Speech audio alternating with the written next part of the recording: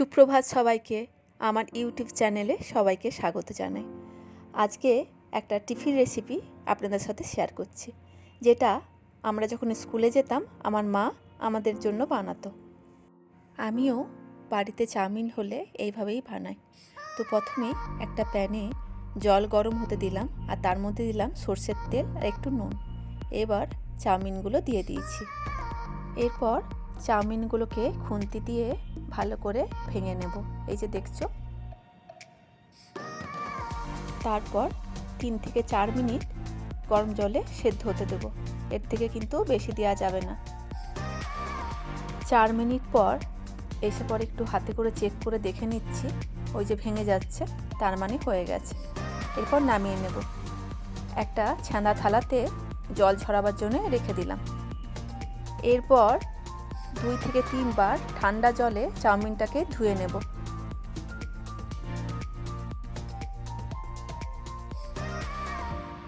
এটা ঠান্ডা না করলে কিন্তু চাউমিনটা অনেক বেশি সেদ্ধ হয়ে যাবে, তখন কিন্তু খেতে ভালো লাগে না। এরপর এটা হাতে করে মেলে কিছুক্ষণ রেখে দেবো। এরপরে আমি চাউমিনের যে ভেজিসটা নিয়েছি সেটা দেখাচ্ছি। গাজর নিয়েছি বরবটি, আলু, পেঁয়াজ, ক্যাপসিকাম আর রেড বেল পেপার একটু ছিল আমার কাছে, ওটাও নিয়েছি, আর কাঁচা লঙ্কা। তার আগে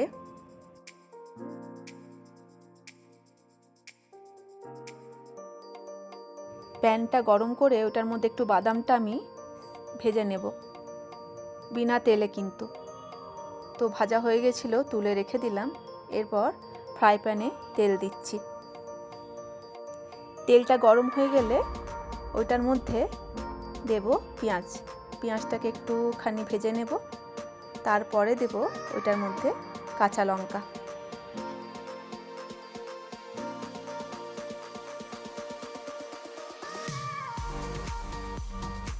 আর একটু আদা কুচি। আদাটাকে আমি গ্রেট করে নিয়েছি, সেটাই দিলাম 1 চামচের মতন। আদাটা দিলে না টেস্ট একটু অন্যরকম হয়, আমার মা এরকম করেই বানাতো। এরপর একে একে সব ভেজিসগুলো দিয়ে দিচ্ছি। আলু দিচ্ছি, এখানে কিন্তু কেউ আলুটা না চাইলে নাও দিতে পারো। এরপর দিলাম গাজর আর বরবটি। ভালো করে নাড়াচাড়া করে সেদ্ধ হতে দেব।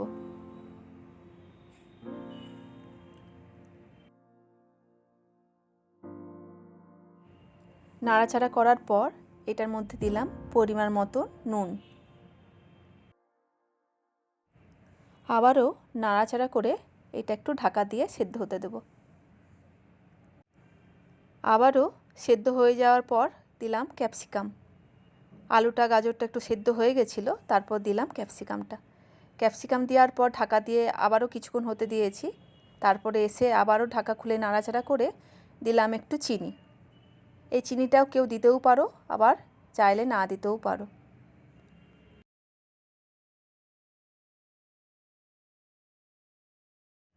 বেশ কিছুক্ষণ নাড়াচাড়া করার পর এবার চাউমিনটা দিয়ে দিচ্ছি। হাতে করে চাউমিনটাকে ভালো করে খুলে খুলে দিতে হবে, যাতে সব জায়গাতে মশলাটা ঢোকে।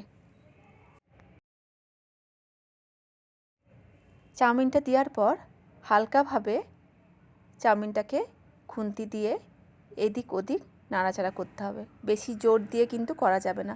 চাউমিনটা ভেঙে গেলে ওটা বেশ ভালো লাগে না। নাড়াচাড়া করার পর এরপর এটার মধ্যে একটু দেব বাটার। এই বাটারটা দিলেও না টেস্ট একটু অন্যরকম হয়, দিয়ে দেখো ভালো লাগবে।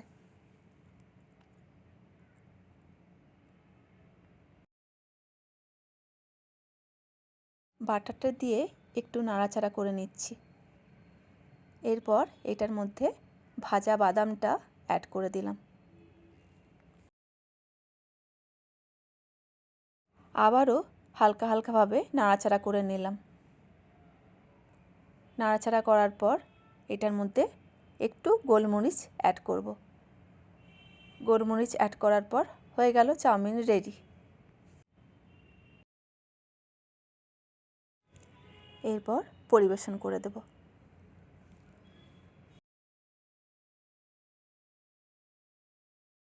এই যে চাউমিন আমার রেডি, ভেজ চাউ, আমার মায়ের রেসিপি। এটা উপর থেকে আমি শসা কুচি আর একটু সস, টমেটো সস দিয়ে সার্ভ করে নিচ্ছি। আমার চাউমিন রেডি সার্ভ করার জন্য। চাউমিন খেতে খেতে দেখছি গোপাল ভাঁড়, আর কি চাই। তো আজকের মতন এইটুকু, টাটা।